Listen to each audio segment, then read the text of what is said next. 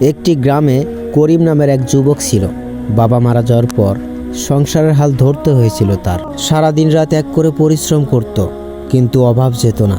মনের মধ্যে হতাশা আর রাগ আর আল্লাহর উপর অভিযোগ জমতে শুরু করলো। একদিন রাতে সে ভাবল, আমি এত কষ্ট করি, কিন্তু আল্লাহ আমাকে দেখেন না কেন? ঠিক তখনই ফজরের আজান ভেসে এলো। ঘুম থেকে উঠে মসজিদে গেল। ইমাম সাহেব তেলাওয়াত করতেছিলেন যে আল্লাহকে ভয় করে আল্লাহ তার জন্য মুক্তির পথ বের করে দেন এবং এমন উৎস থেকে রিজিক দেন যা মানুষ কল্পনাও করতে পারবে না। কথাটা করিমের বুকে গিয়ে লাগলো।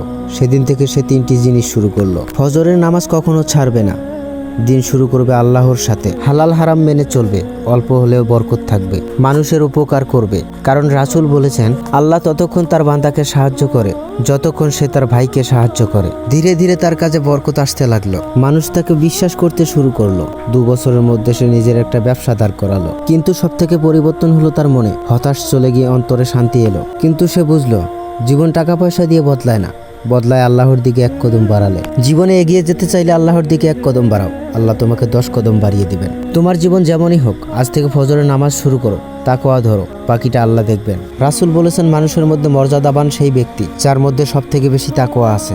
রাসূল তাকওয়াকে বলেছেন অন্তরের গুণ, যা আল্লাহর কাছে মর্যাদার মাপকাঠি। তাকওয়াবান মানুষই একমাত্র দুনিয়া ও আখিরাতে সফল।